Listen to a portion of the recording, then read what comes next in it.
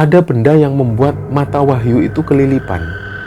Jadi akhirnya Wahyu pun sedikit mengkucek mata, sambil otomatis dia ngelihat ke arah balkon. Nah, tiba-tiba pas waktu Wahyu ngucek mata, dia ngelihat sekelebatan ada sosok perempuan. Nah, perempuan ini pakai busana putih-putih.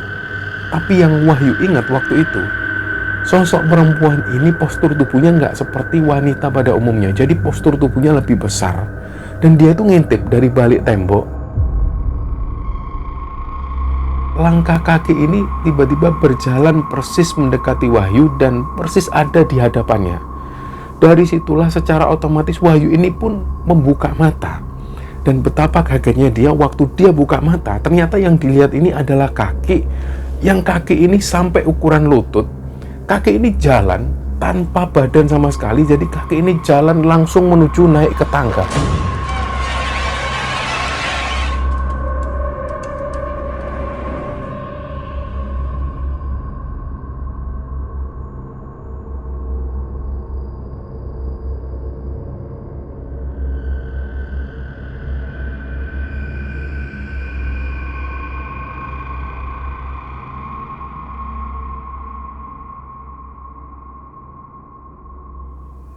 Bismillahirrahmanirrahim. Assalamualaikum warahmatullahi wabarakatuh. Sobat Gemara Sunyi dimanapun berada, pada kesempatan kali ini kami akan bercerita tentang sebuah kisah yang dikirim oleh Sobat Gemara yang bernama Wahyu. Sebelum kita masuk ke ceritanya, untuk teman-teman yang nonton tayangan ini dan belum subscribe, jangan lupa untuk subscribe lebih dulu agar channel Gemara Sunyi ini lebih berkembang lagi dan kami lebih bersemangat lagi dalam membuat konten-konten terbaru di Gemara Sunyi. Dan untuk teman-teman yang telah mendukung kami sejauh ini, kami mengucapkan terima kasih banyak. Semoga amal kebaikan teman-teman dibalas kebaikan berlipat oleh Allah Subhanahu wa Ta'ala.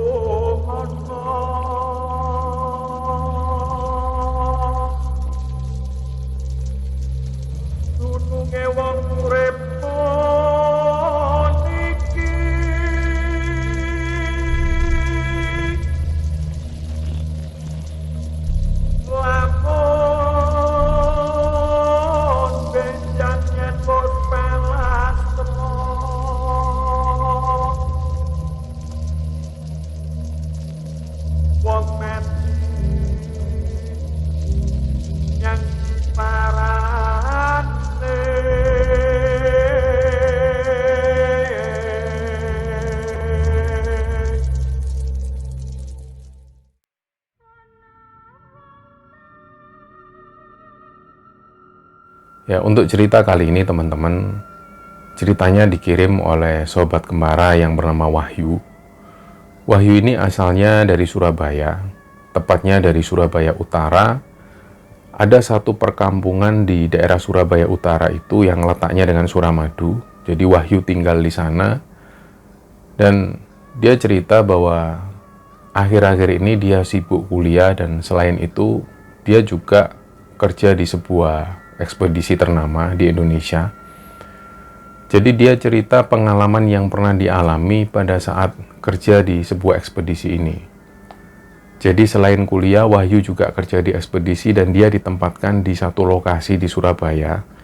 Dan pada waktu itu ada sebuah event, di mana event ini mengharuskan beberapa karyawan diperbantukan di satu cabang.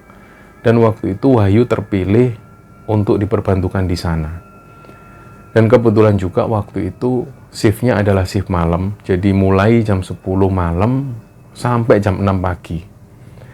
Nah, berbekal maps, Wahyu pun menuju ke gudang yang dimaksud. Jadi dia berangkat sekitar jam setengah 10 malam, ngikutin map. Waktu itu dia masih melewati sebuah perkampungan. Tapi yang Wahyu pikirkan, ini kenapa kok perkampungan di sini kok sepi banget. Apalagi waktu itu Wahyu sendiri belum tahu gudangnya di mana. Nah, nggak lama kemudian di sebuah pojokan itu ada dua orang yang pakai seragam yang sama dengan Wahyu. Jadi waktu itu Wahyu langsung berpikir, nah ini ada teman-teman yang satu brand dengan dia. Akhirnya Wahyu pun berhenti, dia tanya, "Mas, sampean ini karyawan yang diperbantukan di gudang yang baru ya?" "Oh iya ya mas, itu gudangnya mas." Nah, mereka ini nunjuk ke arah satu gudang. Wahyu pun langsung memarkirkan motornya di sana. Karena waktu itu belum jam 10 malam, jadi Wahyu masih sempat berkenalan dengan dua orang ini. Setelah jam 10 malam, ada satu orang tim leader yang manggil mereka. Jadi ternyata di gudang yang baru ini, selama 3 hari 3 malam, mereka akan diperbantukan di sana untuk mendata dan sekaligus untuk mengumpulkan semua barang-barang dan pada akhirnya nanti dikirim ke customer. Ternyata waktu itu hanya ada 5 orang. 1 orang tim leader dan 4 orang karyawan yang diperbantukan di sana. Nah, pertama kali Wahyu datang ke sana itu ngelihat kondisi gudang ini sangat tidak terawat. Nah, waktu itu ada satu lokasi yang menurut Wahyu ini aneh. Dan memang beberapa teman-teman yang lain menganggap satu ruangan ini atau satu tempat ini memang terlihat kumuh. Nah, di lantai 2 itu ada 2 kamar yang sebenarnya nggak terpakai. Dan ada balkon di depannya. Karena waktu itu yang difungsikan ini adalah lantai bawah. Jadi lantai atas itu sama sekali tidak terjamah. Yang kedua, toilet letaknya ada di lantai 2. Nah, setelah melihat pemandangan itu, akhirnya mulailah mereka bekerja. Barang-barang datang, semuanya didata dan kemudian disortir. Hal itu memakan waktu sekitar beberapa jam. Sampai waktu itu sekitar jam 12 malam, akhirnya karena nggak ada truk yang datang, teman-teman mereka ini akhirnya berpencar, termasuk Wahyu. Wahyu pun memilih tempat istirahat. Ada satu tempat di pojokan itu dia ambil beberapa karung, dibuat alas untuk tiduran dan juga main HP. Nah, waktu itu Wahyu memperhatikan teman-temannya berpencar semua. Ada yang di pojok, ada yang di depan lagi ngerokok. Karena waktu itu belum ada pekerjaan, jadi mereka pun istirahat santai, termasuk si Wahyu ini. Nah, sambil dia santai, Wahyu memperhatikan balkon yang ada di lantai 2. Dia perhatikan terus. Ada sesuatu yang aneh dari balkon tersebut. Seolah-olah ada yang mengawasi mereka. Tapi nggak tahu itu apa. Nah, sekitar jam 2 malam, jam 2 dini hari, ada truk lagi yang datang. Mereka pun kembali lagi menyortir barang. Sampai singkat cerita jam 6 pagi, mereka pun kembali pulang. Jadi malam itu belum ada kejadian apapun. Tapi Wahyu merasa ada hal ganjil yang terjadi di gudang tersebut. Nah, keesokan harinya, selepas Isya, suasana di Surabaya ini hujan deras. Nah, sekitar jam setengah 10 malam, ketika hujan sudah mulai reda, Wahyu pun memutuskan untuk berangkat menuju gudang. Nah, begitu sampai di gudang, karena suasana ini selesai hujan, jadi suasananya itu dingin, dan terutama di dalam gudang itu lembab sekali. Waktu itu mereka langsung bekerja. Mereka sortir barang dan mengumpulkan barang di tempatnya masing-masing, sampai sekitar jam setengah 1 dini hari.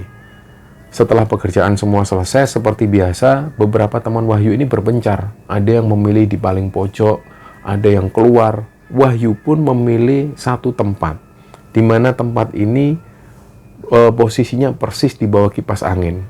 Nah, begitu Wahyu santai di sana, dia posisinya sambil lihat HP dan menghadap ke arah atas. Nah, waktu itu nggak ada yang aneh, sampai tiba-tiba ada benda yang membuat mata Wahyu itu kelilipan.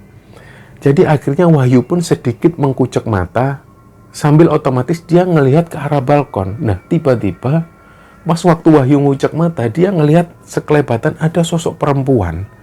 Nah, perempuan ini pakai busana putih-putih, tapi yang Wahyu ingat waktu itu, sosok perempuan ini postur tubuhnya nggak seperti wanita pada umumnya. Jadi postur tubuhnya lebih besar. Dan dia itu ngintip dari balik tembok. Karena Wahyu melihat pemandangan yang aneh seperti itu, akhirnya Wahyu pun cepet-cepetan ngucek mata. Begitu mata Wahyu ini dikucek, sosok perempuan ini sudah nggak ada lagi. Nah, dari situlah Wahyu berpikir, itu tadi apa? Diingat-ingat lagi. Jadi diingat penampakan perempuan ini, postur tubuhnya itu besar banget. Nggak seperti perempuan yang pada umumnya. Dia pun akhirnya mengabaikan, Wahyu pun tiduran sedikit. Dan dalam waktu tidur ini, antara sadar dan gak sadar, tiba-tiba dia dengar ada suara langkah kaki, jerak-jerak. Nah, suara langkah kaki ini semakin mendekat ke arah Wahyu. Awalnya dia berpikir, mungkin teman-teman yang lain mau ke toilet, karena toilet ada di lantai 2. Nah, begitu dibiarkan oleh Wahyu, langkah kaki ini tiba-tiba berjalan persis mendekati Wahyu dan persis ada di hadapannya. Dari situlah secara otomatis Wahyu ini pun membuka mata. Dan betapa kagetnya dia waktu dia buka mata, ternyata yang dilihat ini adalah kaki Yang kaki ini sampai ukuran lutut, kaki ini jalan tanpa badan sama sekali, jadi kaki ini jalan langsung menuju naik ke tangga. Dari situlah Wahyu ini langsung kaget. Saking kagetnya dia sampai loncat, dan teman-temannya yang lain ini juga kaget. Loh, kenapa mas? Oh enggak, ada tikus barusan. Karena waktu itu Wahyu sendiri nggak mau menakut-nakuti temennya, jadi dia nggak mau menceritakan hal itu. Dia langsung dengerin musik, sampai pagi harinya nggak ada kejadian yang aneh lagi. Nah, di hari ketiga, seperti biasa sekitar jam setengah 10 malam, Wahyu berangkat menuju gudang. Malam itu sudah ada perasaan yang nggak nyaman dalam dirinya, tapi Wahyu sendiri coba melawan itu semua. Dalam hatinya ini dia sempat melawan. Dia punya rencana, kalau seandainya nanti kaki ini nampak lagi, dia nggak segan-segan untuk melempar sesuatu pada sosok kaki tersebut. Jadi malam itu dia lalui seperti biasa. Jam 10 malam truk datang, semua barang-barang ini didata dan disortir, dan sekitar jam 1 dini hari, mereka semua pun memilih tempat masing-masing. Mereka semua bersantai, termasuk Wahyu sendiri. Nah, waktu itu Wahyu ketiduran sampai sekitar 20 menit. Nggak lama setelah itu dia pengen buang air kecil. Jadi Wahyu pun bangun, tanpa berpikir yang macam-macam, dia naik ke lantai 2 menuju ke toilet. Nah, sebelum sampai ke lantai 2, Wahyu ini melihat di balkon ada sosok perempuan yang kemarin dilihat. Dan perempuan ini aneh. Sosok perempuan ini kayak seolah-olah mau loncat dari balkon. Nah, karena Wahyu waktu itu posisinya langsung masuk ke toilet, jadi Wahyu hanya melihat sekelebatan sosok perempuan ini. Begitu ada di dalam toilet, barulah Wahyu bisa berpikir, itu perempuan ngapain? Kok kayak seolah-olah dia mau loncat? Nah, pada saat Wahyu ini masih ada di dalam toilet, dia ini dengar ada suara anak kecil perempuan yang berlarian di depan toilet. Dan itu suaranya jelas sekali. Dari situlah Wahyu bisa memastikan, ini kok ada suara anak kecil lari-lari di sini, anak siapa? Jadi dari situlah Wahyu belum berani untuk buka pintu toilet. Nah, setelah suara anak kecil ini berlalu, tiba-tiba ada yang gedor dinding toilet. Dak, dak, dak. Nah, dari situlah Wahyu semakin gak berani buka pintu toilet. Dia pun masih ada di dalam toilet. Dan gak lama kemudian dia pun memberanikan diri untuk buka pintu toilet dan dia langsung turun. Pada saat Wahyu ini turun, dia langsung menuju ke motornya. Dia starterlah motornya itu. Harapannya Wahyu waktu itu dia pengen menuju ke warung kopi karena dia sudah benar-benar nggak nyaman, dia sudah benar-benar takut. Begitu motor di starter, dari spion dia bisa melihat sosok perempuan tadi berdiri persis di depan gudang sambil menatap tajam ke arah Wahyu. Nah, dari situlah Wahyu langsung cepet-cepetan mengendarai motornya, motor pun dilajukan menuju ke warung. Sesampainya di warung kopi, barulah dia bisa sedikit tenang. Jadi di warung kopi ini ada sekitar 3 orang yang memperhatikan Wahyu. Mungkin waktu itu orang-orang ini juga berpikir, ini anak ini kenapa kok kayaknya ketakutan banget. Barulah ada 1 orang yang tanya, dari mana mas? Dari kerja pak.